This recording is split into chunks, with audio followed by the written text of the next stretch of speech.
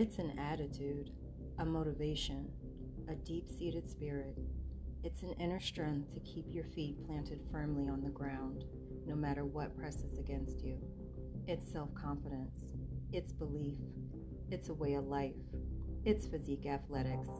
Shop now at www.fezekeathletics.com to get your fitness gear now. Conquer your physique.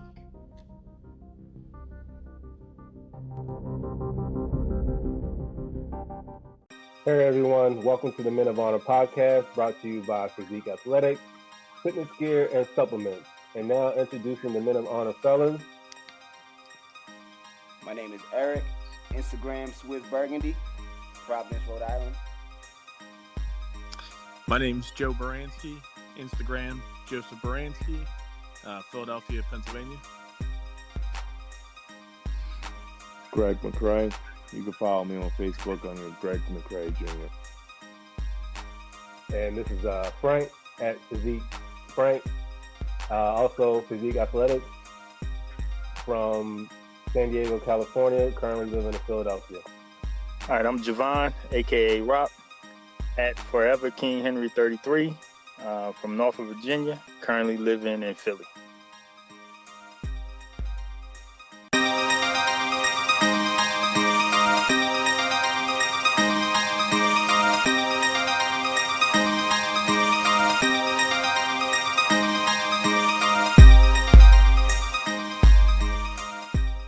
Welcome to a new episode of the Men on the Podcast, episode 5. We'll be discussing the last 2 episodes of the documentary, The Chicago Bulls' Last Dance. But before we jump into that, just want to check in with the fellas, see how y'all doing. How y'all doing, fellas? Doing good. Doing good, man. Always as usual. Maintaining, man. That's all we can do. Yeah, no, I mean, I don't know what day this is we on this quarantine. You know, I stopped counting about 30 days ago. I don't think I counted. What's the quarantine? Now I know, Greg. I mean, I know you one of those essentials. You know, you out there. I don't even know what that quarantine is. Yeah, I mean, that's crazy. Now you working like full schedule. Or you putting in some hours. It is, man. If you saw how many packages I had today, it was what was it? It was like 189 I delivered, along with letters and flats and stuff. Like it's crazy, man. Because people, all they do is order it. Yeah. I ain't knocking it. You know what I mean? It's business, but it's just like we don't usually see this kind of volume until Christmas. Yeah. So to see this kind of volume like May, where everybody's about to leave for vacation, which ain't going to happen this year because nobody really going to be going on vacation. Yeah, that's what I was going to ask. So like it's just going to be probably like a constant, which is it just keeps me busy. You know what I mean? Yeah. E, what about you, bro? How you maintaining down there in VA? Yeah, how they having the whole? Did they open anything up yet, or they're still? Beaches opened up today. Man, they only did. They're like at 50% capacity at the beaches and in the garages. So basically, we're the only beach in the East Coast right now that's open. Mm-hmm. So basically, anybody that came down here was expecting to be on the beach was limited to at 50% capacity. You weren't allowed to bring umbrellas. You weren't allowed to bring tents. Basically, you had to be like, part of my friends, like, you know, you wanted to get burned, you're going to get burned because you had no shade. There was no way for you to get any kind of shadiness, or, you know, it's just, you know, straight up white folks. But why wouldn't they let you bring umbrellas on? What is that going to do? Because that creates groups. Yeah, and they probably just want people on and off the beach. They probably just want people on the beach to walk. Yeah, they only want people in like the capacity of you just got a towel and you just laying on the beach, and that's about it. And you get your ass up off there. They have they have what they call beach ambassadors enforcing it. So basically, on every street where you enter the beach, there's people actually there that are hired by the city of Virginia Beach to enforce that. and actually people walking on the beach. Make sure there's an Is there a limit? Is there a limit? Yeah. Wait, you said 50%. So what they communicate like, all right, we at capacity. Don't let nobody else home. Well, I don't know how it is, but it's like there's a point in the garages where the garage usually has like so many cars and so many parking lots available, so they're doing that into half capacity. So in the beaches, it's the same thing. I don't know how many people they're going to be able to allow to have on the beach. I don't know how many, if they're actually counting. Or I'm about to say, how are they tracking that? Yeah, the garages I understand, but like how are they? I guess they're counting. I don't know. Yeah, I was going to ask if somebody had a clicker or something. Yeah, I know the shore. I know they open up, and I know like they're doing like limited people on the beaches, but I don't know how they're doing it. Yeah. So, and on top of that, but I mean, they're not allowing no dogs on the beach from 6 in the morning. You're not only allowed to have dogs on the beach from 6 a.m. to 10 a.m. And that's it. No dogs on the beach or on the boardwalk or any kind of, and no dogs at all. Oh wow! So from 6 a.m. to 10 a.m. That's it. That's the only time we have dogs. People gonna be protesting about that next. Other than that, I mean, business for me, I've been working the whole time. Yeah. Since I've been here, Marquita's been working, doing her stuff in the studio, so she's been fine. But it's been business as usual for me. Okay. But I'm short-handed. I got 3-4 guys that I'm working with, and we're been still working. But other than that, I just been hustling and bustling. Yeah, that's it. Yeah. What about you, Frank? You probably like me. I know, like working from home. And yeah, that's it. I've been working from home. That's about it. I mean, I go into the office. I go into the office like one day a week. A week can't even go. Yeah, they're not letting us into the office until like I think like August. Oh wow. Yeah, they're not because of the whole situation, and we got a lot of old folks and stuff like that, so they're like scared. Yeah, but that's what I'm saying. When I go in, ain't nobody. It's just me and we like everyone like communicates. Like, hey, are you gonna be in the office today? Yeah, all right. Well, then I won't go in. I'll go in whatever day I need. After that, whatever. But I'll be my whole summer probably be at home. Yeah, y'all doing anything for Memorial? Not my bad. Go ahead, Greg. No, I was gonna say that's the part that shocked me because I talked to a lot of people on my route, and the one guy, he has his own business, and he was just like, I told my employees that, hey, like you got the whole summer off, like we ain't coming back till Labor Day if we could come back at Labor Day. Oh, yeah. So I was just like, wow, like I'm thinking, oh, we'll be in for Pennsylvania, the yellow. It's the next thing from the red. So I was like, right now we in the red. So I'm like, all right. Y'all in the red too? Yeah. Great. Bucks County is in red too, man. Everybody, yeah. Bucks Montgomery. Yeah. Oh, I know Bucks Montgomery. Yeah. Oh yeah, you're still in Bucks Montgomery. I know, like Bucks. Yeah. I know a lot of yellows up top. So I know they open like a lot of central and upstate where the population. Yeah. Oh, okay. All right. Yeah. But they said they're supposed to be opening up. I think like next Friday or the following Friday. Well, they're going to look at it June 4th. They're going to look at it and see where we're at. Numbers wise. That's the thing that shocked me. One of my cousins works in the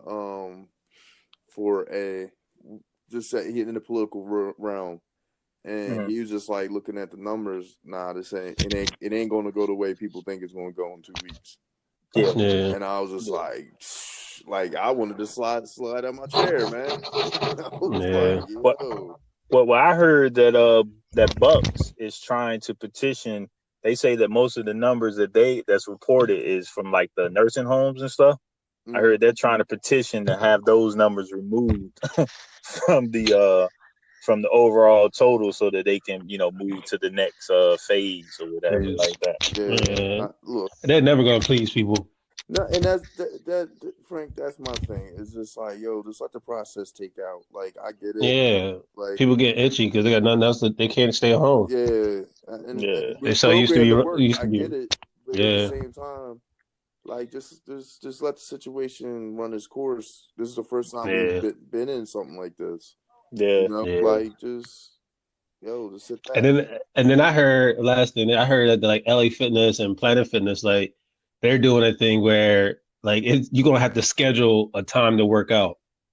Oh, so that they can like Yeah, so keep they the can clean. capacity down. Yeah. So you gotta like Yeah. schedule a workout, and then every, I think, 90 minutes or 45 minutes or something like that, they'll shut the whole place down and do a cleaning and then open it up again. So you're really limited to like not even an hour workout. Well, home workouts. We say no. It's crazy, man. Continue the home workout. Crazy. Nah, It's crazy. Rock. That's the truth, man. Like I crazy. found like I'm getting, once I switch my mindset, getting good workouts. Yeah. Go looking for different equipment. Like Yep. I'm online looking for a power sled. I'm like, you know what? Get the sled, get the weights on it. Yeah. Like it doubles, because then as the kids get older, they could use that joint. Like, you know what I mean? Yeah. So exactly. like, nah, I'm looking at it like, hey, you know what? Save me some money. You know? What about you, E? You still doing your garage workouts? Yeah, I got a bench now. I got a bench that one of my the mechanic friend of mine was throwing out, and I rebuilt it. So I fixed it all up, and I got a nice decline bench now with a big bar. I got dumbbells, adjustable dumbbells, 45s, 35s, 30s. Okay.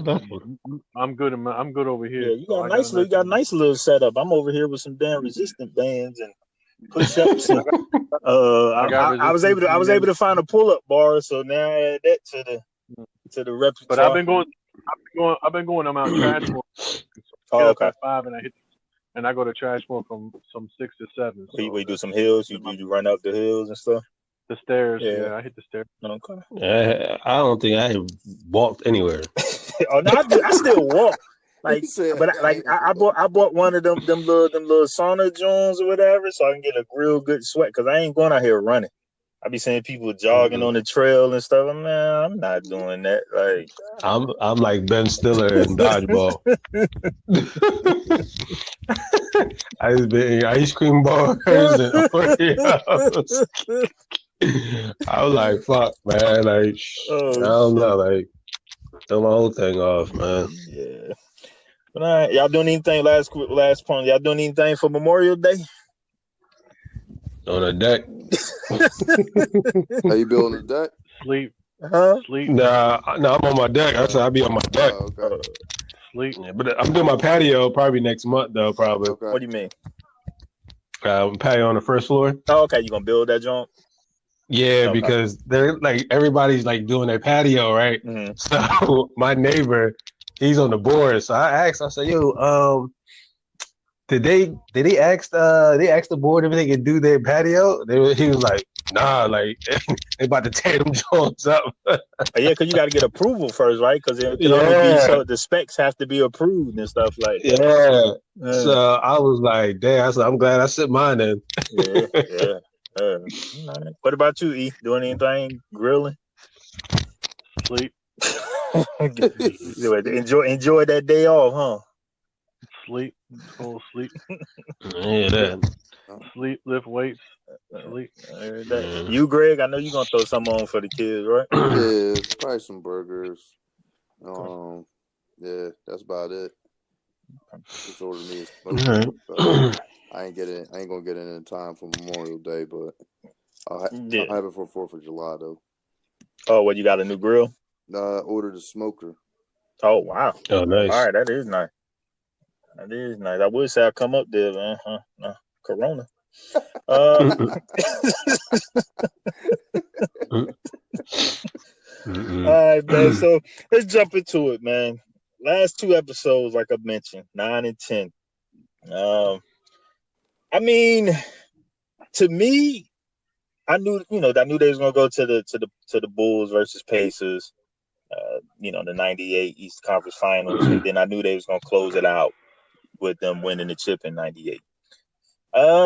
Nothing really surprised me with these last 2. I think, to me, I mean, they were good, but compared to the other 8, it was a little underwhelming to me.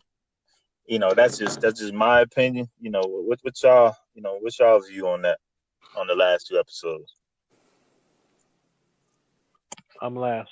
Okay, I'll go first then. Go ahead, For man. me, I agree with you, right? Like you kind of knew how it was going to end.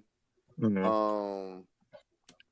Like it was a couple things I took away. Like, not that they ran Pip into the ground, but they kind of like was making it seem like they was drawing on his back, and instead of looking at it as he was just out there to be the decoy and he gutted it out, it was more drawn on like, he got hurt again. Once again, like, you know what I mean? Like, once again, when Jordan needed him, Pip went down. Like, you know what I mean? Like, that part, I was kind of like, nah, like because you know, everybody knows that you hurt your back. You know what I mean? You got that stiff walk where you trying to, let alone trying to run. You know what I mean? Dog, let that thing spasm up. Like, you done. Like, nah, as I'm soon good. as you started running up the, I was like, yeah, his back is tight. I had them. Yeah, I had them in college. I know exactly how those Jones feel. Man, so you can't play. You done. Like, I'm surprised he even went, went back and actually came back out. Dog, I mean, like, I'm good. I can't move, bro.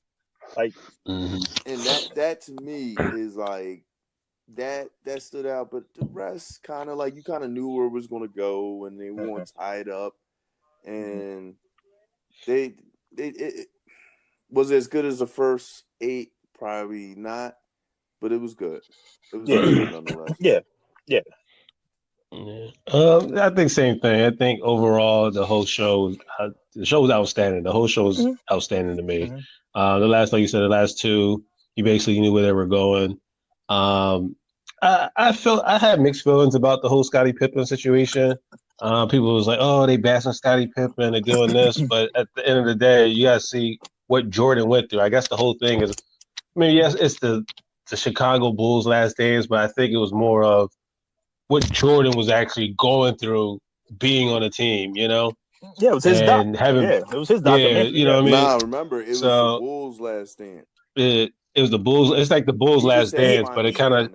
Yeah, about to say, it was the Bulls, but we know the Bulls is Mike. Like, Mike was the Bulls. Like, they're going to gear more on him than everybody else. My bad, friend. Yeah. So it kind of like showed like what Jordan had to go through his whole career. And, when you're from outside looking in, you just think, Jordan's just this great player and doing all this. And you're like, damn, like if you look at the, behind closed doors, he had a lot of stuff that was going on, behind closed doors that we didn't even know. Yeah. You know what I mean? We just thinking he going out there and just hooping. Yeah. Getting 30, 45. But at the end of the day, it's like the first playoff game, Pippen goes out. He has, migraines. Then his last one. Yeah. Pip goes out again with a back. So it's like, damn, did he just quit and just be like, I don't have Scottie, or did he just keep playing and win another championship?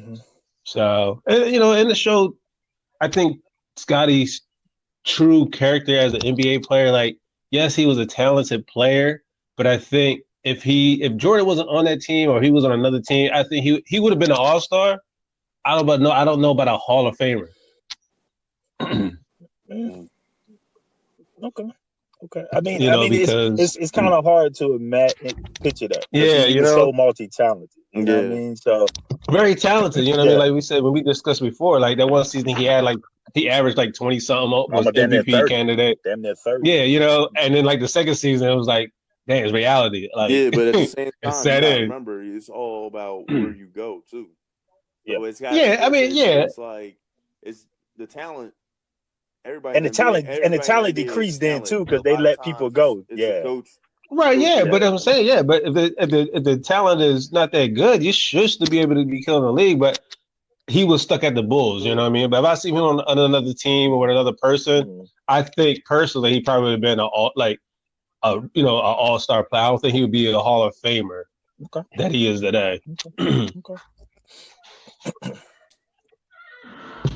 E, the floor is yours, my brother. As always, I like to put out my disclaimer. I am not a fan of Jordan, nor do I like the Chicago Bulls. Just want to put that out for the record. I'm not a fan. I don't care about them. I dislike Jordan. Just want to put that out there for the record. So everybody that understands who I am, I'm not a fan. But the documentary, I know that itself, because I was watching these last 2 episodes, I don't like Reggie Miller either. So this particular episode to me was the Hold ultimate on, real of trash. quick, real quick. Why don't you like a Reggie Miller? We'll get to that. We'll get to that later. Did he do something? Don't make me go. Don't make me. You know it's the Knicks. You know it's the Knicks. Don't make me. You know it's the It's Knicks. Nick related. Knicks don't like a lot of people in the They NBA. don't like the Don't rest of the NBA. Yeah, man. Yeah. Go ahead. Go ahead. Keep everything in cool perspective. So, as far as what you were saying, Frank, I think you hit the nail on the head. You know, the team itself was good. You know, the caliber of the team was well documented. It was well written. I mean, if you want to the Chicago Bulls being the dynasty that they were, okay. You know, Jordan built the legacy with the team. Okay, it's written in black and white. You know what I mean? You can't deny what's already been done. Mhm. The Chicago Bulls were that dynasty team. They won 6 championships. Jordan was the ultimate basketball athlete. He set the trend in basically every sense of the words when it came to sports across the board in every sport. So I have to sit here and watch this man do what he's done through all my years of watching sports, and you see the trend of what he's done in other sports, how they have just followed. So, you know, the documentary itself, it was the Michael Jordan documentary, but it also was the Bulls dynasty. Well, I guess we'll touch on the other subject that I thought that was highlighted as well. So Yeah. we'll talk. Okay. I mean, you know, that gives us into Reggie. Now, me personally, you know, yes, Reggie was a great shooter. I know that. But like you, E, I didn't care for Reggie. You know, I didn't think Reggie was all that nice to me. Like, he could shoot or whatever, but I don't know. I mean, to me, he did a lot of like little underhanded cheating shit.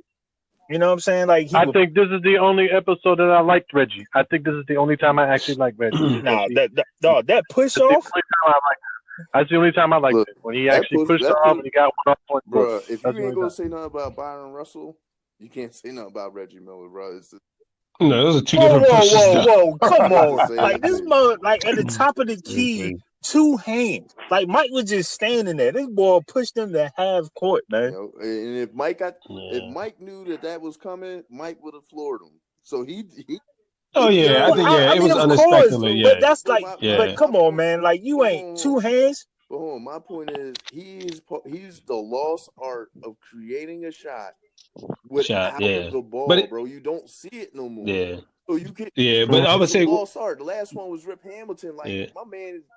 Look, I'm a bump you. I'm gonna hit you. I'm gonna pull your shirt. Yeah. I'm gonna do something to get you to see one step slower for me to just get a good shot off. Right. And I pointed out, like, when we were watching it, I pointed out to Michelle and the kids. I'm like, watch how he just catches the ball, and then like he just slows his body down. So as fast as he was running into the Jordan, if you look when he catches it, he just slows. I was just like, yo. That is so in the moment, and as far as like shot control, body control, nah, man. Like he's an all-time great, all time. Yeah, I like Reggie was one of a person I looked at into creating shots and how he got into people's bodies, moving them one way and push them, and pushing off to create, to create space to get around the pick and shoot. That's not creating a shot, man. Not when you sit there. No, if I sit there, if you guarding me and I'm coming off and I push you 2 hands out my way, that's not me creating a shot. Well, we're talking about when he's underneath the basket when plays are set for him and he pops up. But he's still cheating on that. This nigga, he in you in your nuts. That's how you could. Right, you ain't gonna take that. You gonna be ready to punch him in his face like Mike did. No. It's the same thing that JJ Redick does. It's when you're a shooter, you have to create. You can't dribble and get past people. So for you to be a jump shooter, you gotta get into somebody's body, push them off without the ref calling it, and getting up for the jump shot. But that last play with Jordan, that was just in the moment. You know what I mean? Like, it looked bad because the way the camera angle had everything, and it was just the heat of the moment. Do you call it the end of the shot, No, or you don't? can't call that. That Well, I mean, you can't granted, call that. I know you're not gonna call it in the last second. Like you should let the players like figure it out. Play. But like Greg said, if Mike would have known that was coming and he floored him, what would the ref called it in? Yeah, he would have called it. So you can't sit here and say you can't call it on Reggie, but you're gonna call it on Mike. Like I know this boy about to push me with 2 hands. But I'm flooring. No, you're saying flooring. Like flooring and the heat in the moment of push are two different things. But when you're in the heat of the game and you actually push and try to create, you're not doing it on purpose. You're like, oh, I got to get open. That wasn't on purpose. For the last shot. You don't think that was on purpose? No, he was running up. I'm not saying it was like to me. I get that, but let's say he pushed Mike and like Frank, you know this because this is what we would do. Like somebody try to push off, which is what people do to create space. If we grab that arm, how is that? That's in the moment. You're just playing within the moment. Right, but the play was for Reggie to come straight up the middle, and what happened was Jordan came down, jumped it like he's supposed to. Yeah. He knew. I don't think he had jumped. I just think he stepped down unexpectedly, and then when Reggie pushed him, you can see it was like, oh damn, like I didn't know he was coming this far up. Mike said he was I knew Reggie was coming up. He was like, so I'm standing there because I'm gonna just be there ready for him to curl. Like, because if he want to push Mike off, Mike was just going to trail. He won't go get a clean shot. Like Mike knew the play. He was like, I knew he was coming up to curl off that, so I jumped it. But see, that's the thing. In the playoff series, by the end of the series, they all know each other's plays. So it's the extra that's going to get you open and get you open. Get that shot. So that push was that little extra. Like, yo, I gotta get through this so I can. I gotta get open. Yeah, I like the way Reggie stepped up. Was like, damn, I'm about to take Michael Jordan out. Like, this is gonna be his last game. You know what I mean? I like how he stepped up to the challenge and wasn't scared of him. He was never. You know what I mean? He balled. I like the way he did that. He wasn't scared. I get that. I don't think Reggie gets enough credit as one of the best two guards of all time, especially like shooting guards of all time. He does not get the credit. Yeah. I mean, no, he's one of the best. Like I'm not. He just wasn't for me. Like he could. Because he wasn't a highlight guy. It's not about being a highlight. Like he couldn't dribble. He couldn't create his own. Like he had to. Like now, when you say he couldn't create his own shot, like if you talk about on ball, he wasn't a dribble penetrator, but he could create. Sticking him was hard as hell. It's hard because you got to run around 30 picks. And then you got to worry about him pushing off on you. Like that's hard. Like you're not going to be able to chase somebody around 30 screens. Like that's just right. But that's not. But that 30 screens. Yeah, as I'm saying, it's not easy. I'm not saying that it's not easy. But like in today's if he was to play in today, like he would get so many offensive calls. Like he wouldn't. Yeah, no, he wouldn't. No, he wouldn't. He would get. Like he ain't like JJ ain't pushing off. JJ gets into your body and then he's not straight arm out. Right, but you got to remember he's not going to be able to. He's not going to be doing the push. If you're playing in today's rules, he's going to adapt and say, okay, well, I don't have to push and get open shots. Back then he had to because Bulls was holding and grabbing. Well, how you gonna get an open shot then? If you ain't pushing, if he can't get into your body, like how you gonna get an open shot? And so if you there and he tries to push, if you'd have pushed off like he did against Mike, that's a foul. No, but you got to see he does the same thing as Rip does. But Rip comes around playing this time either. I'm talking about now. But I'm talking about these rules. JJ Redick plays now. Reggie is faster. What's that noise? Hold on. Whose noise is that? I don't know. It ain't me. Who knows? That ain't me either. E, is that you? E, that's you? E. That dude's asleep. Yeah, that's like maybe that's his alarm. Wake up, hold on. But my whole point is like Reggie would be a way better version, like light years better version of Redick now. That's how you have to see him. Like he'd be a more faster, stronger, taller Reggie. You know what I mean? I don't know about that. What? I don't know. Yo, like I say, I don't know. Just because now today you got to be able to create on the ball. No, you don't. The problem is guys only learn how to create on the ball. Like if you, I don't know. I'm looking at Clay. Like he would be more like a Clay, right? That's what you're saying. But Clay, a better Clay. Yes. I don't know about it. A better Clay. I I don't know about a better player. Hold on. Let me just ask I you don't know something. about better player. Basketball wise, I'm just asking you a question. What's easier, scoring with the ball in your hand or scoring without the ball in your hand? Just finishing the last part of the play. Well, I mean, of course. There's a lot of people in the NBA. There's a lot of people in the NBA that can't score without the ball. Of course, Yeah, of course. So he mastered the art of never having the ball. So you had to guard him without knowing where he's going to get the ball, man. Like, you know how hard. Yeah. Man. Well, I mean, also then it was man to man. Now it's zoning up. Like, he's not going to be in these open spots. Like, people going to be right there. Miller that you're going to get open threes off a zone, I guarantee you, he just warms his hands and go, "I'll be ready. I'll be in the gap. Yeah. I'll be in the gap." Mm-hmm. All right. Yeah. You know, I don't know. I don't know. I'm not a big Reggie Miller fan. But a lot of boys in the NBA nowadays, they need the ball in their hand. Without the ball, they not even good players. They don't know what to do sometimes. Yeah. Okay. Mm-hmm. All right. So y'all don't think that was a foul? No. No, it's the NBA. That's an NBA play, man. It's okay. physical. It's physical. Yeah. I loved it. Good job by Reggie. Go, Frank. Good. Hey, was that your phone going off with that ding, ding, ding? It might have been. I had an alarm. I don't know. Told you it was his alarm to wake him up in case he was asleep. Oh, now, all right, so on top of that, do we think that game 7 in 98 against Reggie and the Pacers, do you think that was their toughest doing that whole? Hell no. Hell no. Just for giggles. Hey, E, what was their toughest? You know the answer to that, Greg. Detroit. They swept Detroit when they started with it. So that wasn't I don't know where E's going with this. I'm just trying to figure it out. E, which one was their toughest? Don't be stupid, Greg. Don't be stupid. You got common sense, Greg.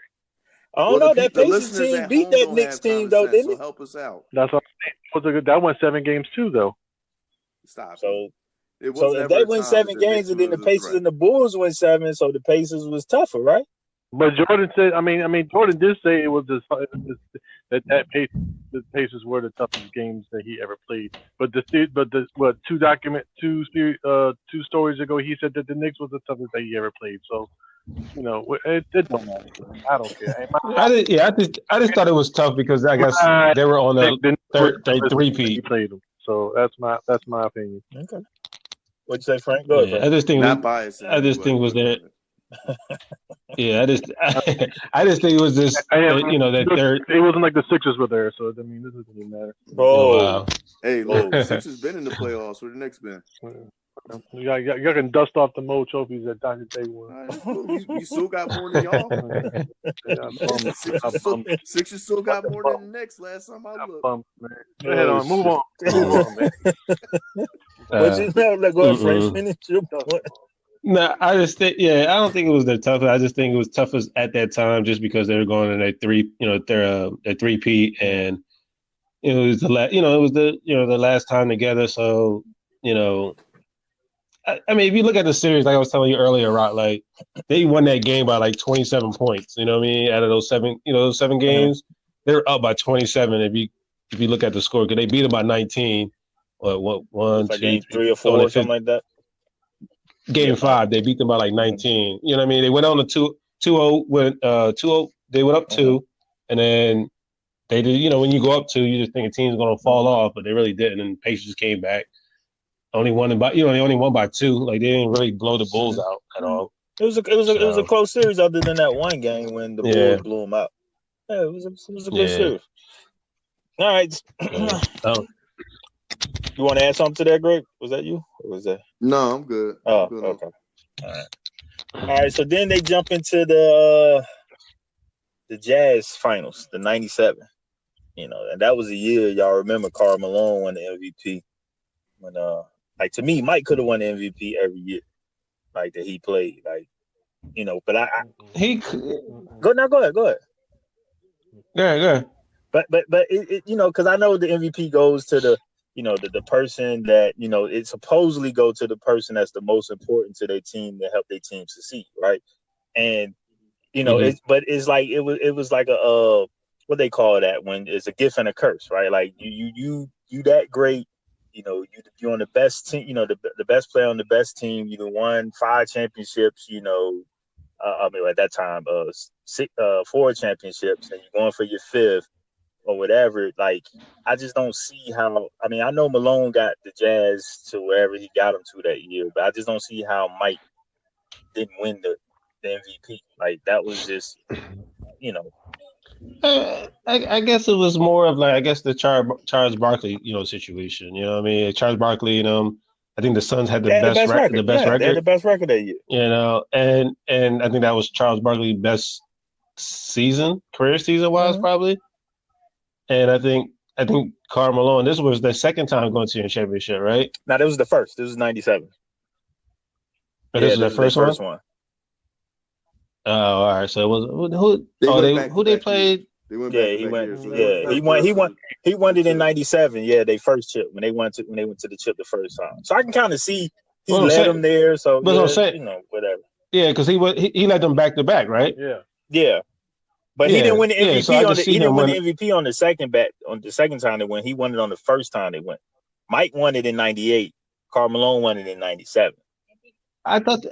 They didn't play the Bulls twice in the finals. They did. We're saying the first time in the finals he had the MVP. Yeah, the first time in the finals he had the MVP. Yeah. Oh, okay. I mean, I can see how you would think to give it to him because he led the Jazz to, I think they had the best record in the West. Yeah, I can see. But I mean, I don't know, man. Like, I don't know. I guess, you got to give it to somebody else every once in a while, I guess.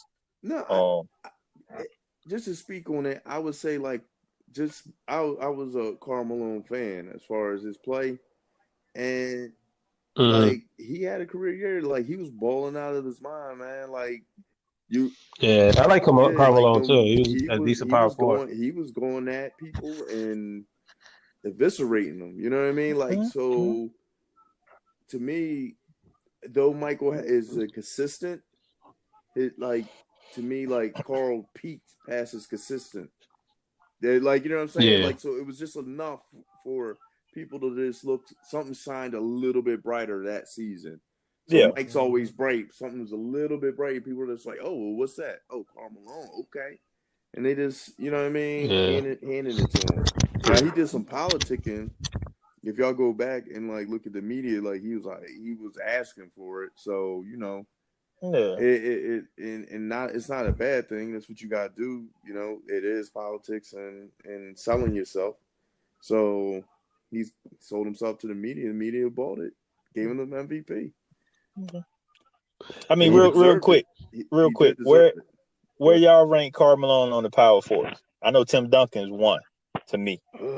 I would say definitely top 5. Top 5. Top 10. Okay. And I'll say top 10, closer to top, and I would say in my top 5.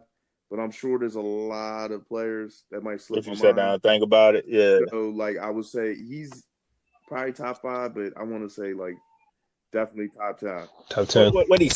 He's second all time in scoring, right? Yeah. Yeah, but you got a lot of guys that supposed to play center playing power forward, so it kind of that's what messes it up because you got the Garnetts and you got the Tim Duncan that is no disrespect to Timmy, but in my book, he'll always be bro, you're center. Yeah, you're center. Yeah. How he played with David Robinson, who's the center. Well, all right. Well, but he's at college. He was a center. He's always a center. I get it, but you go to the NBA and you got another 7-footer, David Robinson. You're the power forward. You're a center. You've been a center your whole life. You go to the NBA and then you're a power forward. David Robinson retired, and he's still then he's still power get it, but by that time he was already established as a power forward because he wasn't the prototypical center. He wasn't the back to the basket. Yeah, but remember, right? But they all went. Most of those guys didn't want to go up against Shaq, so that's why they all went to power forward. Right, that's why they all went power forward. They're like, no, I'm going to be a power forward. Also, that was the key. I'm sorry, Frank. Go ahead. All right. No, I'm done. I'm done. If you go back into the 90s and before, the premier position in NBA was center over power forward. So the power forward was the less talented, less scoring, less rebounding. Like he was just a glue guy pretty much. A bruiser. And then it's flip-flopped at the 90s and 2000. And you're right. I think some of it had to do with Shaq. And they even want that work in the post.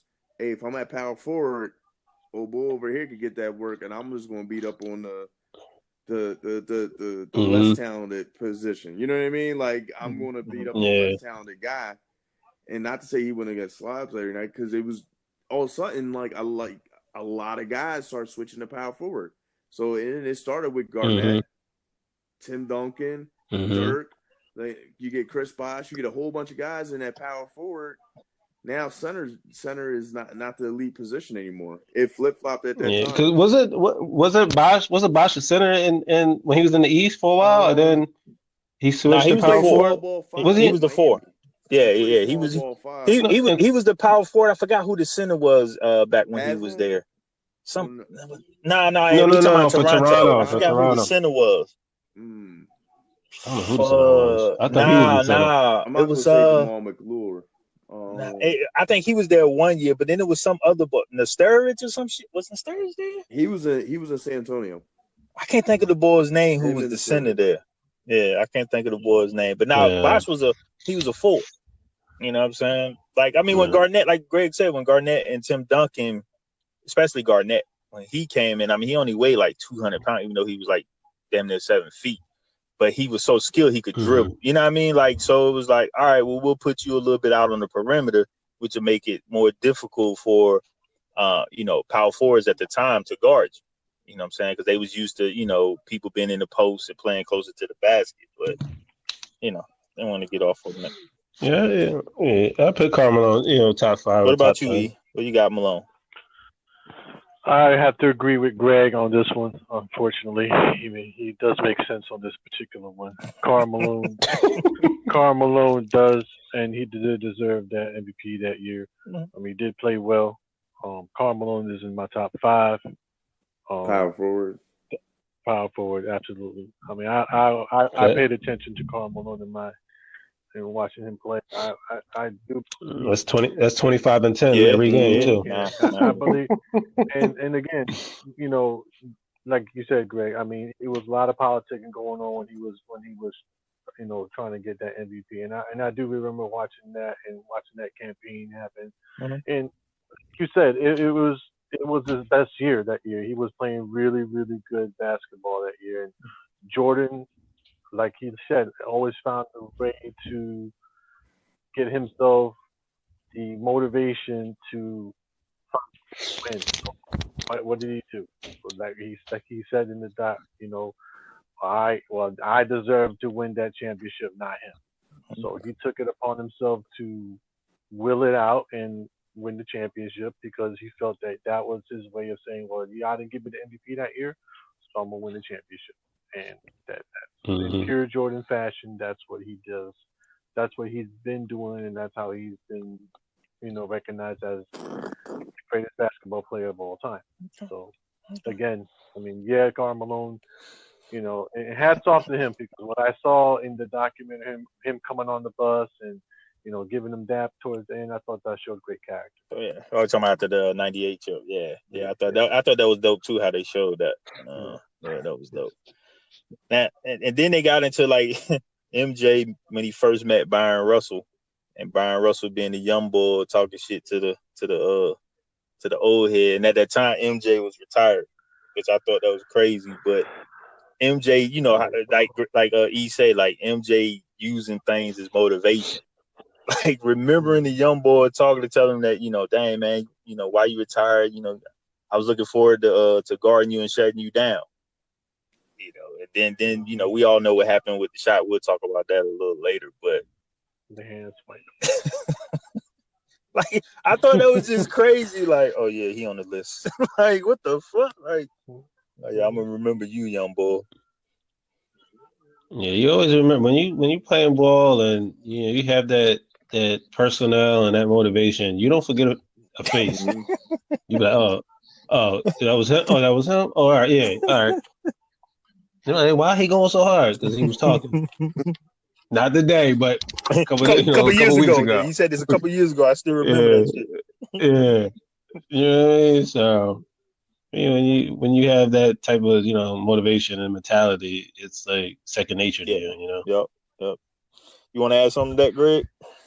Nah, I'm good on this topic. All right. Then in that series, of course, they brought up the flu, which we now find out is the food poisoning game. Now we heard the stories, the pizza being delivered.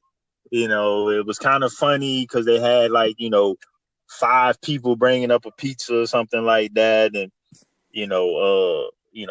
Mike eating it is what did they say? It was like 2 in the morning, 3 in the morning. It was late, right?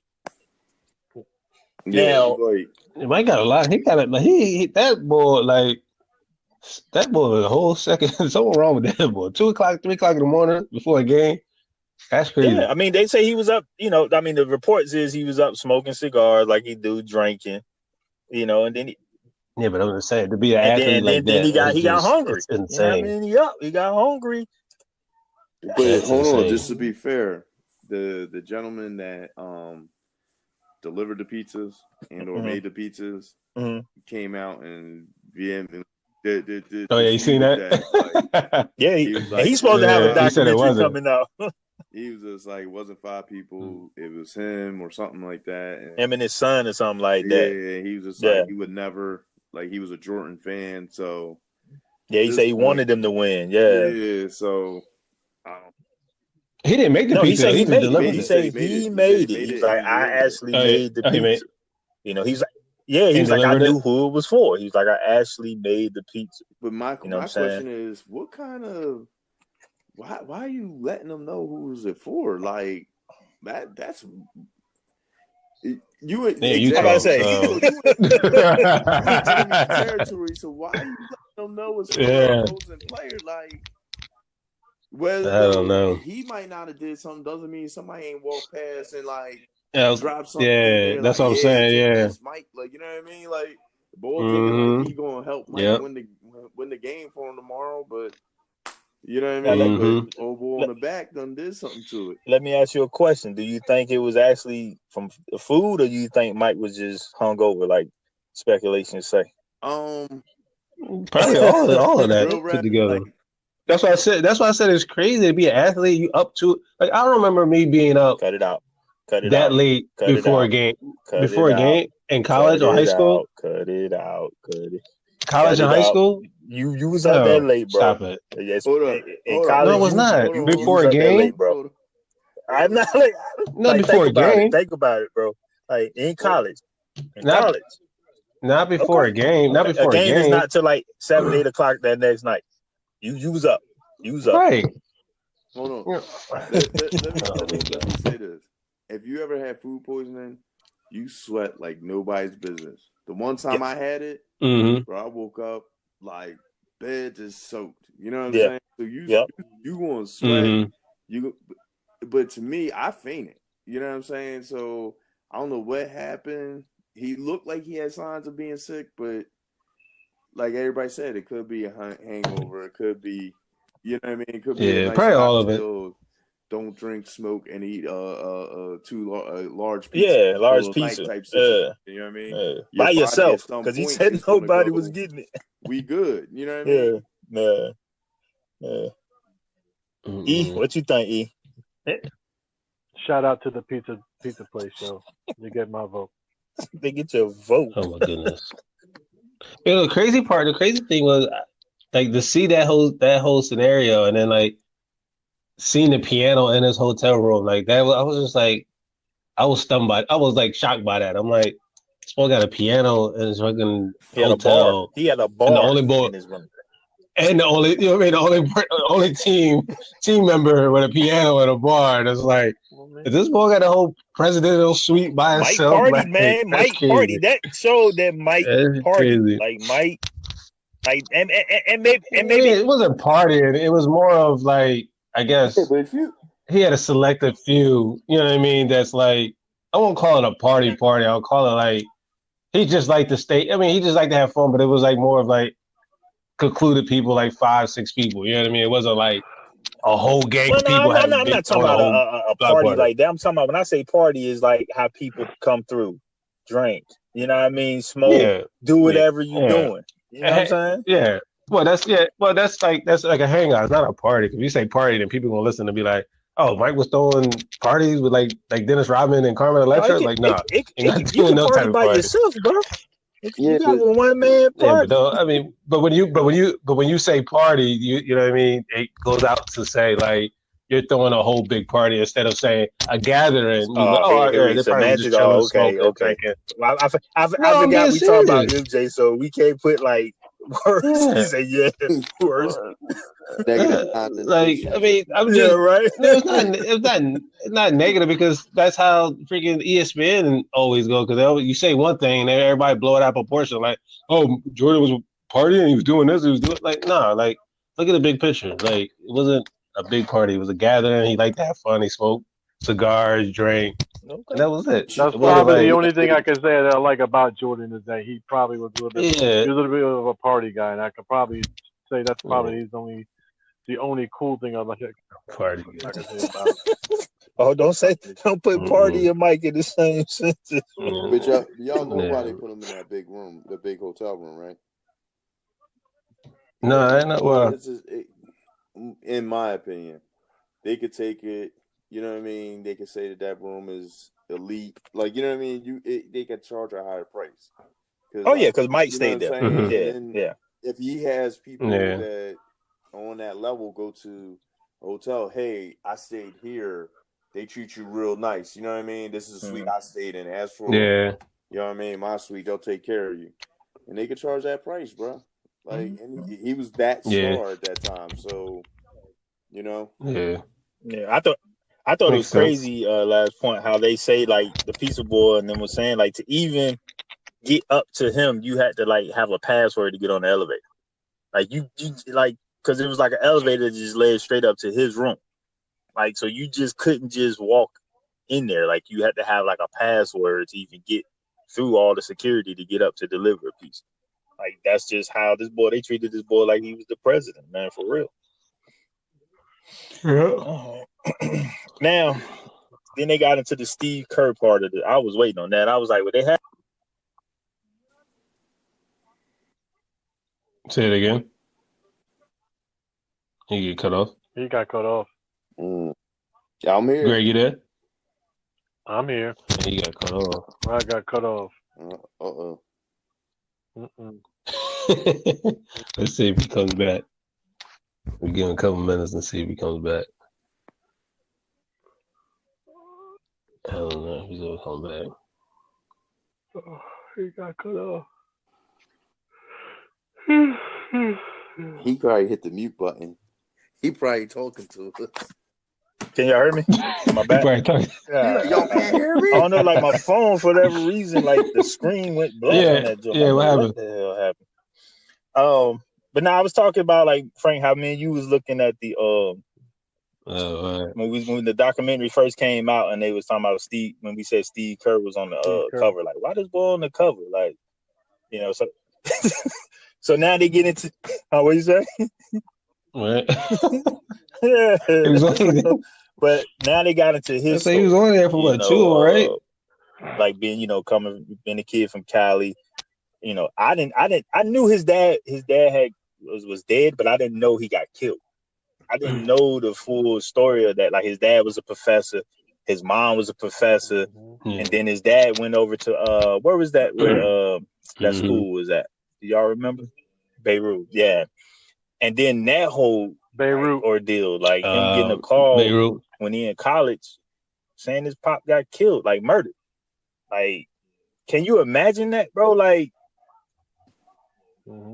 yeah.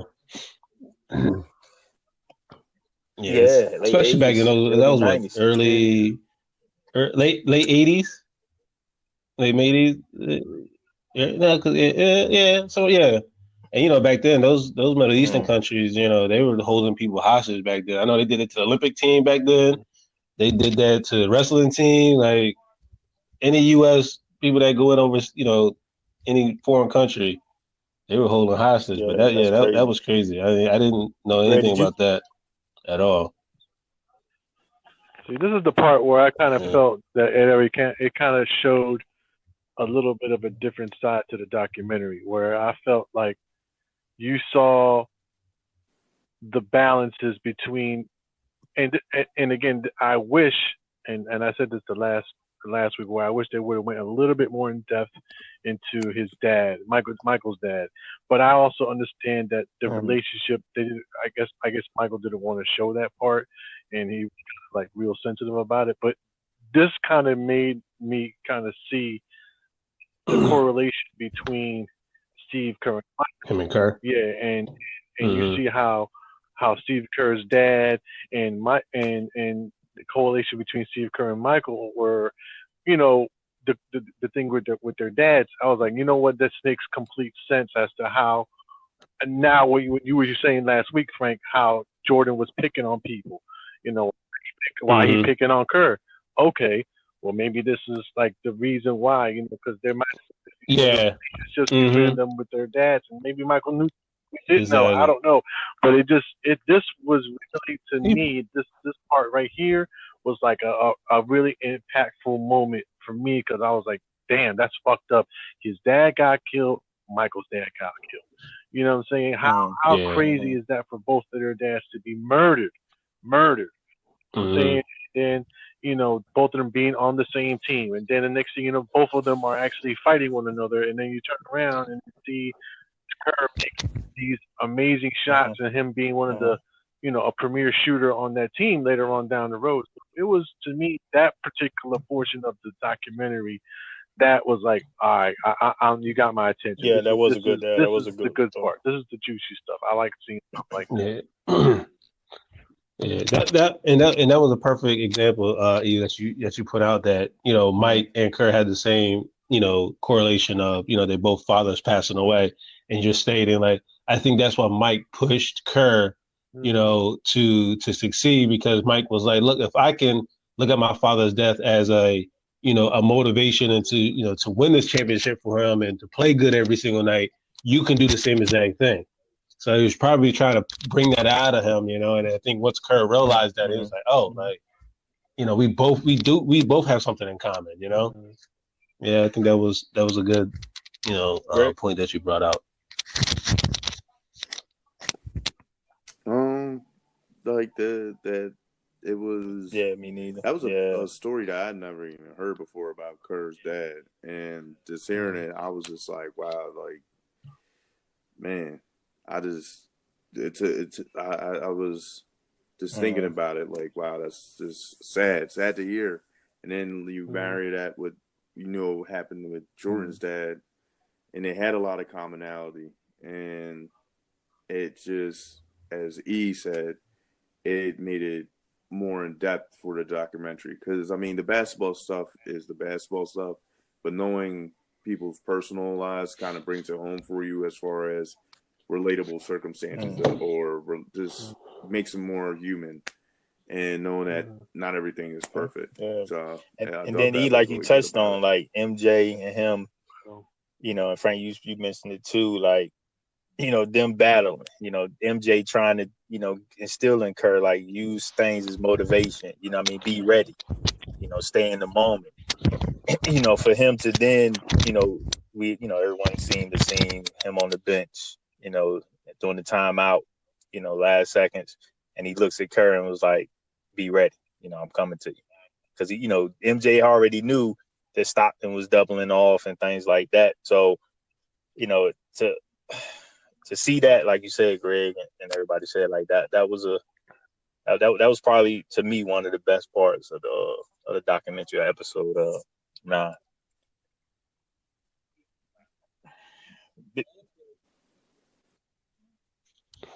And also to tie in with that we, and I don't know if we're going to touch on it or not, but the fact that Michael was able to have that relationship with the security guard that he had, the Gus guy. Gus, that was Gus. really also impactful, because, again, he leaned on that guy for so long, and then he finds out that he had cancer, and, you know, that, and then he rolled with them. Paid for all that. Took care of the expenses, made sure that he was at all the games, gave him the game ball, stuff like that. That's the stuff that I like to see about people of the celebrity statures. Like, yeah, you're an asshole, you're this type of person, but let me see what kind of a human being you really are. So, and then you see stuff like that, it's like, all right, man, maybe you're not. It humanized them a little bit, right? Yeah.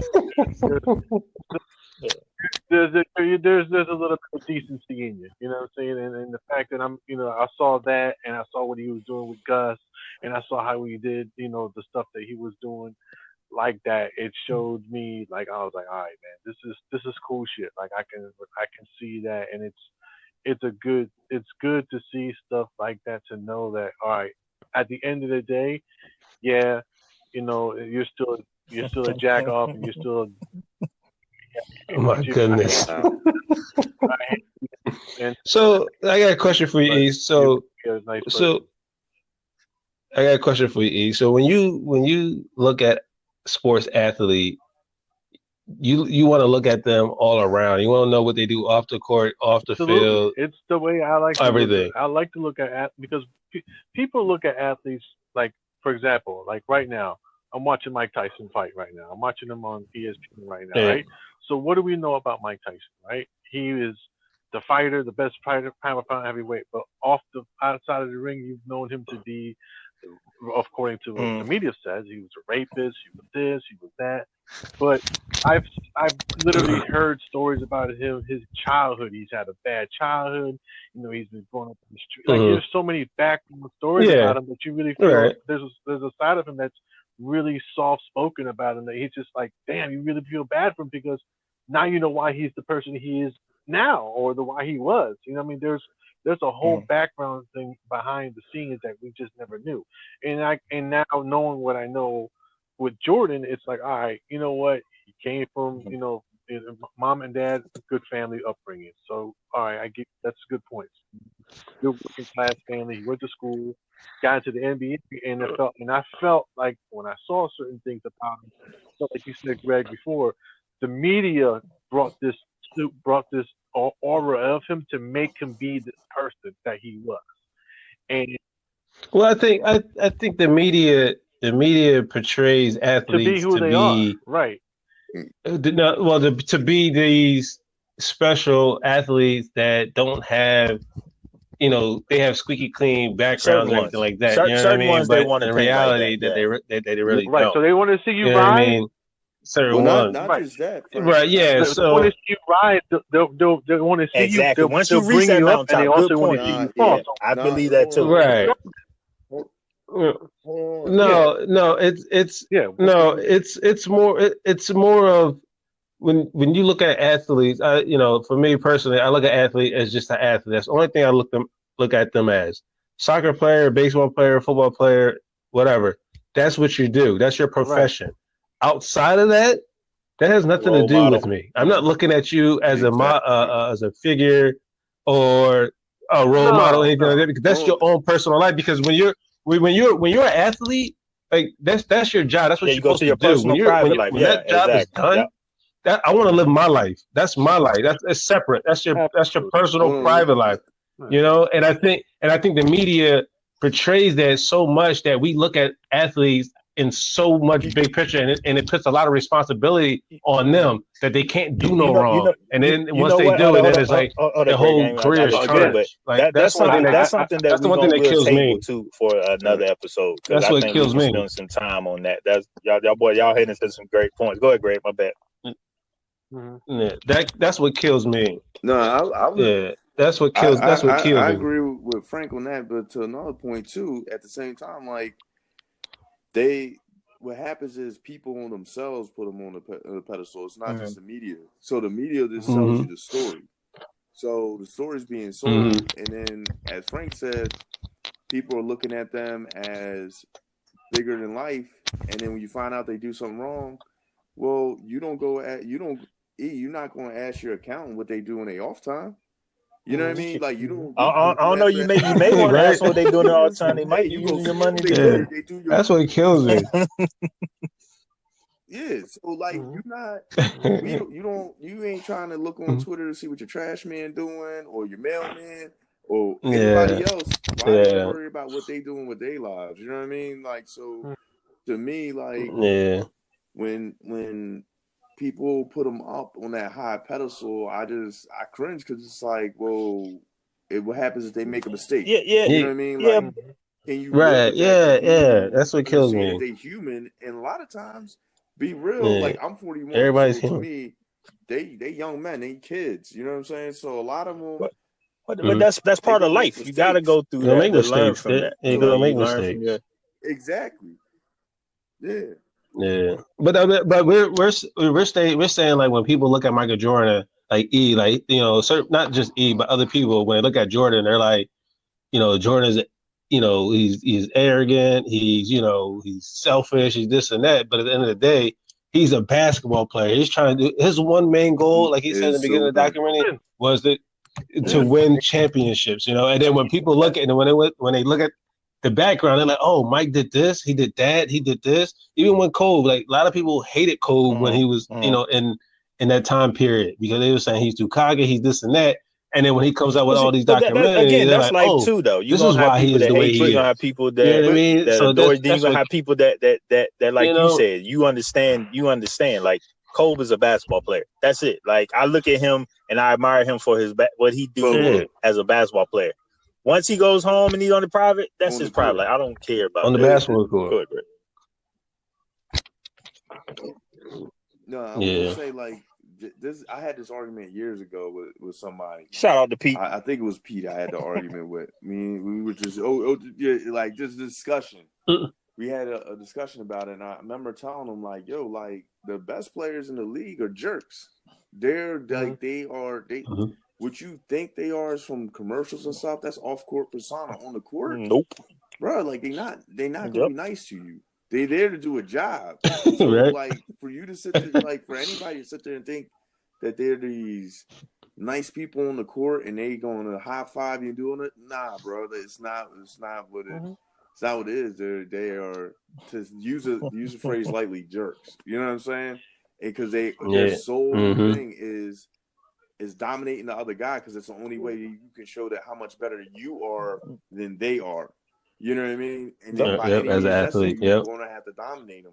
So to sit there and think that they're just like that off-court persona is not going to be on court. Good point. It's two somebody things. that leads it to the next topic. Somebody that off-court and on-court persona was the same. Dennis Rodman. Man. I kind of remember, but I kind of forgot. Like, I forgot. I didn't know he missed practice, first of all, to do that WCW joint with Hulk Hogan. But now that, like, was it at the same year that him and I think that was a couple years Karl later. Malone fought? Oh, was that a couple years later? I think that was a couple years later because Karl. I'm not sure. I think it was after the final. Karl Malone didn't miss practice of the finals to go fight Dennis Rodman on the WC. I think that was after the. He did. In that finals, that's when that whole Karl Malone Dennis Rodman thing started. You know what I mean? When they was in the finals, so that was after the finals. But I'm talking about this was during the finals. This practice to go do a WCW event with Hulk Hogan. Like that shit was. Dennis Rodman's a unique character, man. And for him to do that, I think that was probably it might be in a way for him to get off, pressure. You know so what I mean? That's like his vacation for him. Dennis Rodman, he's a unique character. So who knows? I think him being in, some of those players that like if they in the room and they think about it too much, they play horrible instead of them going out and doing what they got to. Yeah, so I just think that was Dennis Rodman's way of like, all right, let me get away from the game. Just like Mike had. He had to go play, go to gamble, So, but it was funny when he came back, though. Mike was calling him. Rodzilla's in the building. Rodzilla. Right? He was like, Rodzilla in the building. I was like, oh, Dennis Rodman's funny as hell, man.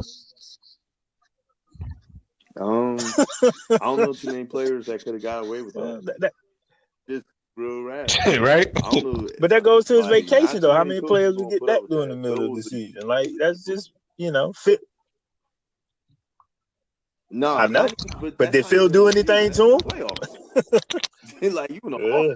offseason, you just up and out, huh? You just But don't dealing with forget, he went out that WCW next New York. game and had like All 20 right. rebounds. So it's like, NWO.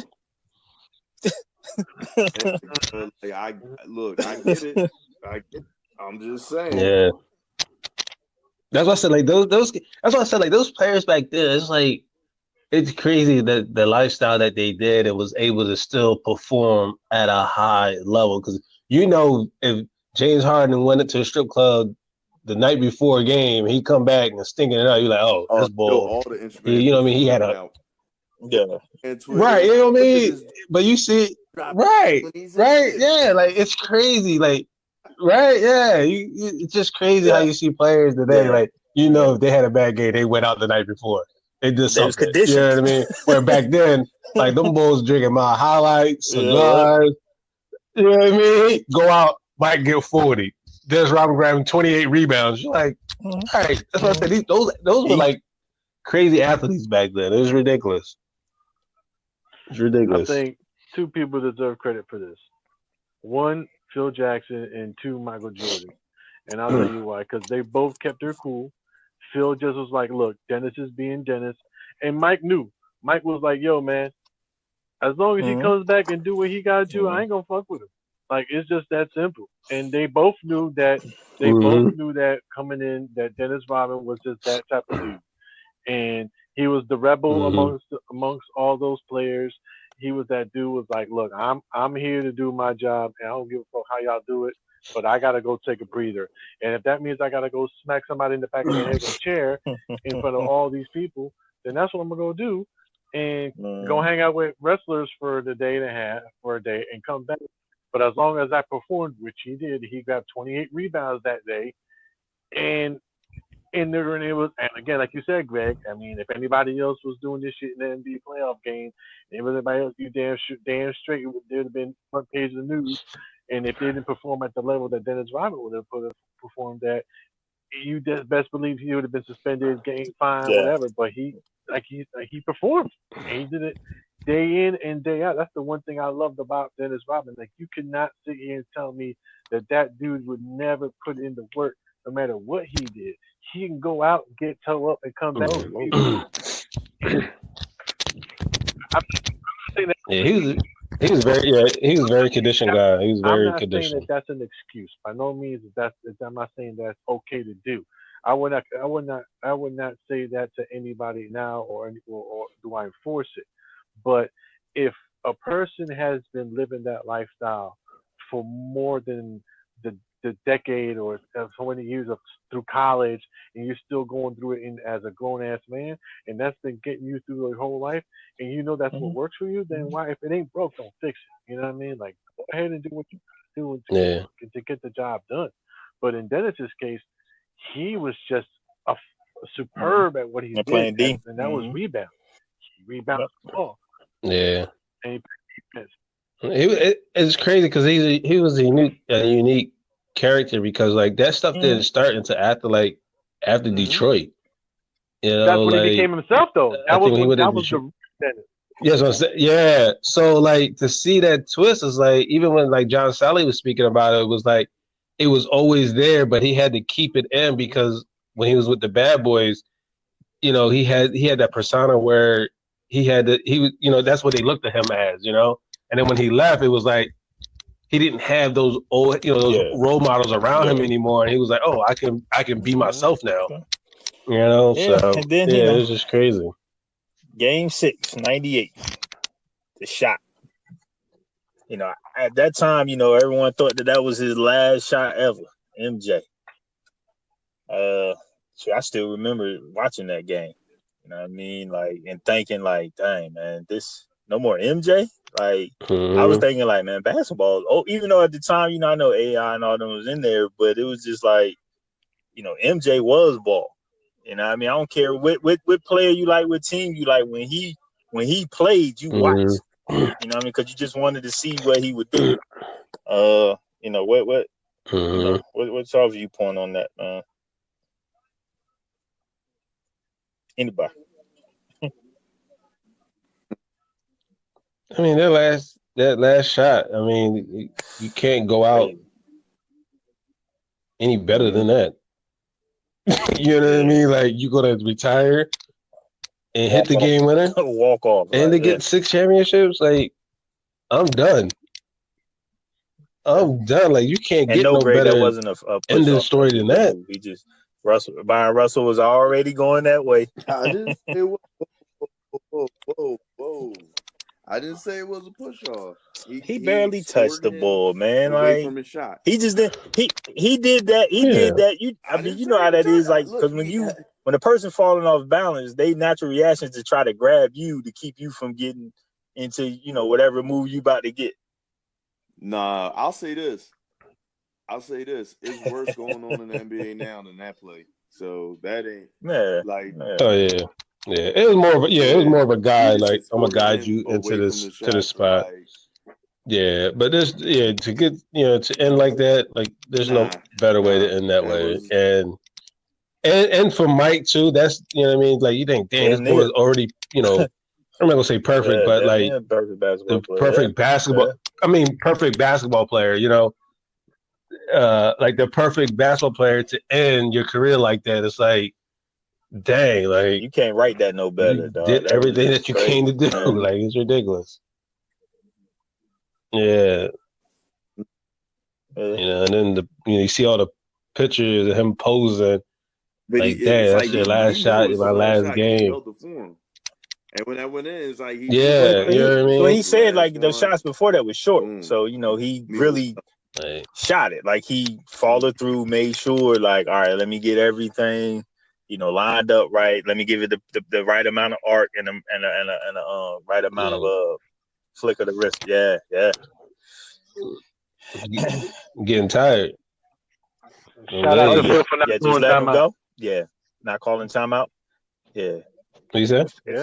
Yeah, Phil. He knew. Like Phil's one of the great that's Phil's MO. readers of the game. Like the moments, right? Like he always said he always said like instead of calling a quick timeout like coaches he feels the game. Like let the players figure it out. Like let them play and see if they can figure it out instead of just getting up and jumping up and calling a timeout and disrupting the momentum. You know what I mean? Or their flow. So. Yeah. Phil Jackson, he's spiritual. So like when you're spiritual, you sense the game differently than everybody else. And I think that's what makes Phil so great. He can feel the game, he can feel the momentum of the game, and he knows when players, he prepares his players for those moments, That's what all those meditation practices, those yogas, all that stuff is, it might not look like it's preparing you, but when those moments come, you're ready for it, And I think he prepared all his players, Steve Kerr, Paxson, Jordan, for those moments. Coach. You want to add some more to it? I think the only thing I say I like this about that particular closing of the last dance was when Phil brought everybody in and they had everybody write certain stuff about the team, like the memoirs, and then they had them all write it, and then put them in a can, and then they had the fire moment. I think that was pretty cool. That just showed it was closure to the last dance. I think that was a good part. I think that showed that it was over. This was it. You won the championship. The push off was the shot that Jordan shot. I mean, what can I say? I mean, people can call it the push off. I don't think it was a push off. I think, like he said, the momentum was there. He was already going, and he just kind of just guided him through it. I don't think it was a push off. I think it was just Byron Russell was already going that way. He kind of just glided him through. And so if you want to call anything a push off, going back to what Greg said, if you want to call anything a push off, you would have called the one on Richie Miller. That would have been a push off. Yeah. That truly was an actual push off. But if you want to call a foul, that's a foul. But in that game during that era, that was clearly that's creating the shot, and that's what you did. You're creating a shot. So Jordan was creating an opportunity to shoot. But But as far as everything else, I mean, like you said, Frank, Phil Jackson was a very spiritual individual, and he knew how to rally the troops together, how to keep the troops together, what to do, how to do the stuff. He was like everybody called him, the Zen master. Right. Mm-hmm. Oh no, I'm good on this All one. right. Well, I mean, they win their 6th chip. And like you say, that they show Phil bringing the team in, writing down, the memories, the best memories of the team, and then burning it. I guess, of course, we all knew Mike was a winner, and then this documentary highlighted him, doing whatever it takes, like we all said, to win. But I guess to close this out, do we think that if Mike would have came back, if they would have brought the team back, if they were somehow able to, they would have won at 7? Yeah. Yeah, with that short season, 50 games. It would have gave them an advantage because now you 50. cut down. It was like 50. They played 60 games. Yeah. So that's 20 Yeah. games. Yeah. 20 And games you didn't have to play. With that team that they had, based on the team that they had at that particular season, Latrell Sprewell was going to shut down Jordan, right? All right. I know where this is going. Marcus Camp, Latrell Sprewell, Allen Houston. They were going to put the clamps on old Mike. They were going to get him in a wheelchair. All right. I put his paws on him. It's going to come in there and stop him, right? You're just going to do much better, all right? They were just going to... At that point, we had a way brighter future than y'all. Don't worry about it. Everything, right? Okay. All right. Get back to the playoffs and talk to me. Yeah, okay. They would have won. I think they would have won. Easily. They would have won the 7. I don't know about easy. I don't know about easy, but I think they probably would. It was San Antonio and the Knicks. Who went to the chip that year? Houston, right? The Knicks, or San Antonio? Knicks and San Antonio. Yeah. Oh, they would have blew out. They would blew San Antonio out. The Knicks team out. Yeah, they would have blown them out. Ginobili won San Antonio. There ain't nobody to guard Mike. Ginobili, though? Come on.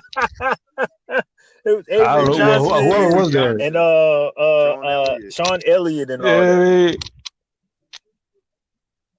I'll say this. Yeah, I mean the only trouble they had was probably Dave Robinson and Tim Duncan, like those rebounds. That would have been. Yeah, you would have got it to him. Why, but you got to get the ball to them. That's the thing. Now, what I'm saying, the strategy will be if I was Phil Jackson. Oh yeah. Put pressure on the guards to not let them get the ball down low. But he had the. That's what I'm saying. Yeah, players to do it. But see, here's the difference, though. The Bulls would have to play more up tempo to just get it in transition, so they could get to spots where they could get into the lane before Robinson and Duncan got down there. Well, that's what I'm saying. They would probably pick them up like they usually do. They, Bulls always a 3/4. Yeah, Bulls always did like a full court press or a half court press. They always did. That they did to get the tempo up. Easy, so that's why I think they would have beat them. They would have definitely steamrolled the Knicks. We know that. We know they had to get your uncle the Knicks. See? I mean, well, Rob, you gotta look at it though. Like they're San Antonio guards versus the Bulls guards. Like it was a mismatch period. You know what I mean? Like you having a dominant center and and another power forward. Like you got to get them the ball. There wasn't like. They weren't like no Garnett and like guard with power forward. Yeah, they're not guards like where they can dribble the ball. No, like they got to be post up and you got to get them the ball. So it's kind of harder, to get them the ball. I mean, the key though, like I said, was been getting the team back because Pip would have been the hardest. I mean, I think he probably Mike would have talked to him, but I don't know. I don't know. And then for Ryan Storr. What kind of made me upset was him saying, Rondorf or whatever his name is, saying that he went to Phil after that and saying, come back. Like, why? I remember that, though. But if you would have went to Phil the year before that and said, like, look, it's your team. Like, we're going to let you coach until y'all lose one. But you went to Phil and was like, Like it was the bridge was already burned. Yeah, it was like, but Phil, nah, I'm done, bro. it was Like too the boy late. Kraus saying if Yeah, I it go was too late. It 82 was and too 0, late. yeah, Yeah, he was too late. yeah. When he went and talked to him, the coach meant, yeah. You should have said that in the beginning. Yeah. If you win, then y'all then you we keep wanna- Phil, we you wanna keep continue going this. until y'all lose. That's it. Yeah. Like if y'all win this year, we keep going. Y'all win that, like we gonna keep you gonna be the coach as long as y'all winning chips. Look, let me tell you something. If I owned the team and I won 6 championships out of 8 years or whatever, what? I'm riding that till the wheels fall off. You had to show me Right, 3 yeah. years straight. All right, you know what? Oh We yeah, just that didn't last progress year. That's on what the that's work, what Boston did. So we're gonna have to, Yeah. we're gonna have to start to retool. But think about it. That's what Boston did. They rolled those 11 chips. They're like, But look, we're think gonna about keep this. going. Like, look at the Spurs. The Spurs had David Robinson, Tim Duncan. When that didn't work after a little bit, okay, cool. We're gonna retool. They was right back. They were And kept the right same back at team. it. Like Yep.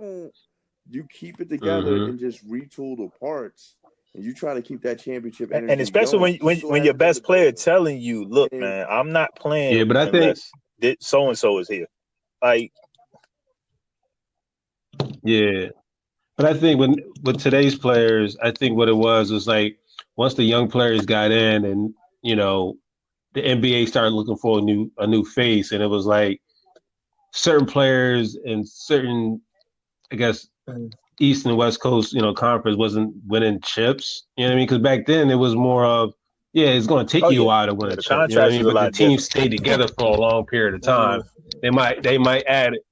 Yeah, they might add it one or two, but then like I want to say like the mid 2000s when, you know, certain players weren't getting chips, it's like, all right, now we got to start, you know, making crazy teams like Boston go out and get Garnett and Rondo. That was a crazy you know, squad, bro. Piskin. That was a crazy squad. That was crazy. Well, it was good, but you got you knew they was winning. You knew they was winning. Explain. You got to remember they were all well into their 30s when they got together. Yeah, they early 30s. Right, but they was all like in their prime. They're like in their they were like in their prime. The Heat just did it better. Boston was in their early 30s. Like they was still in their prime. Yeah, the Heat just did it. Yeah. The Heat just did it better. Yeah. But what I'm saying is they were closer to the end than they were. But they still was in their prime though, at the top of their game. Right, but like the Heat were. Yeah, they were damn near. You could argue they didn't even hit their prime yet. Like Wade was. Yeah, I mean, I think Ray Allen hit his prime. Ray Allen. Yeah, I think Ray Allen was like in his prime. Rondo. Oh, he's talking about the Heat. But I think like Boston, Garnett was like on his way out. You know what I mean? He was like finishing his prime. Like he was on his way out. Ray was still like 2008 in his heyday. You know, Garnett was not. He was like Garnett was good for another 4 years after that. Like, come on, man. Like he just got hurt, Frank. He got hurt. Like, Garnett felt. I know, but I'm saying right because it got older. Remember, he came in the league when he was damn near 18, so he been in the league for so long period of time. They lost, and then 2010 they went to the chip. Like he had good 3-4 years. That was it. But you gotta remember. But his average went down. Like he was still like Garnett. Yes, we knew he was Garnett, but he wasn't like the Garnett. Like it wasn't LH that did that. That was him going. Yeah, I got a team. I got a shooter in Ray Allen. I got a scorer in Paul Pierce. I'm just going to concentrate. Right, that's what I'm saying. So you need me to chip in 15, 16 right, points. I got right. But he's but he's later in his career. He's not going to do that early in his career. Like, oh, I'm going to go to a team where I got multiple talent on my team. He was. That's what I'm saying. When you're right, that's what I'm saying. So when you're later in your career, your responsibility is like, you know what? I'm just going to do this. That's why I said his years in Boston. That was his years out. He knew like, all right, I'm about to be done after this, which is only actually 3-4 years. That was like the 4th. We can say 2 years because the 1 year he got hurt. So that's what I'm saying. Right. So that's what I'm saying. So like he was already on his way out. You know what I mean? So that 1 year, like that year when they got everybody, they were like, look, this is our only chance to win a chip because after this, we're not winning 2 in a row, 3 in a row. They already knew they were only winning 1. Well, they only knew they were winning 1. If Kendrick Perkins the Lakers in 2010. Yeah. Stop they it. was Stop it. working the Lakers. Yeah. Kendrick Stop. Perkins went down. It was over after that. Come on, Kendrick Greg. You know you Perkins. can't talk Ain't who you about talking Cole. about? Not that, but like this. Whoa. Nah, I'm talking about him, but we No, talking about him we beating talking about Cole. Kendrick Though. Perkins. We ain't talking about Garnett. About that. You know what I mean? No. No, if you say like Ray Allen or somebody, you talking about Kendrick Perkins. That's like me. That's like me saying Anthony Kendrick Carr Perkins was a get big hurt part on of that Utah, team, Frank. and that's the He only was a reason why the big Bulls part of won. All right. Defensively, he was a really big part of Yeah, that team, yeah. rebounding and everything. So when he went out, Oh, I my forget who the goodness. backup center Yeah, was, but nah, it was Kendrick Perkins was a nobody big part of that. Yeah. There's solid enough to help. Like so, Andrew Bynum and Yeah, because Garnett And didn't Biden was want nothing to balling do with too. Like, Bynum. he That's was why. actually hooping. I'm about to click off Yeah. this podcast. Y'all talking about somebody who's I'm about to click off. But you talk about Bynum. You talk about Kendrick Perkins. They both equally the same. I had to watch All right, y'all. games Been a of pleasure. Bynum with bad haircuts and bowling in Philadelphia, bro. Like, don't give me no Bynum talk. What you say? Oh, yeah, because Bynum, he did do. Bro. Nah. Yeah. I'm about to sign off, man. All right. Well, we did go over, but all right, fellas. Y'all be safe, man. Stay blessed, man. Yeah. Oh, hold on. R.I.P. to Jerry Sloan. Yeah, and prayers out to Patrick Ewing, man. Yeah. I heard he's in the hospital with dealing with the corona. Yeah, so the COVID. yeah. So prayers to Pat Yeah. Ewing, man. Oh wow. All right, fellas, y'all stay safe, man. Wow, fellas, that was an amazing episode. I hope that all you stay and remain safe during this quarantine, you and your families. I also would like to thank everyone for listening to another great episode of the Men of Honor podcast. Please go subscribe to our YouTube page at MOH Podcast to catch all of the episodes. And don't forget to hit that like button, comment, subscribe, and share. Also, follow us on Spotify at m.o.h, Men of Honor Podcast. The link is in the description below. And like all of the episodes, this episode is brought to you by Fezek Athletics, where you can get all of your fitness gear and daily supplements today. Go check out their website at www.fezekathletics.com to get 15% off that first order. Once again, I would like to thank all of the fellas for the input and conversation today.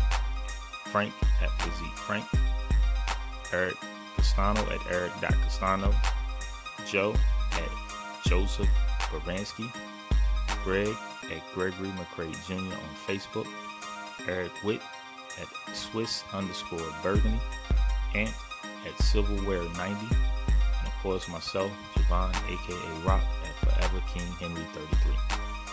Follow all of us as well as the Men of Honor podcast at m.o.h.podcast on Instagram. Again, we'd like to thank you all for listening, and we hope all of you stay safe and blessed. Until next time.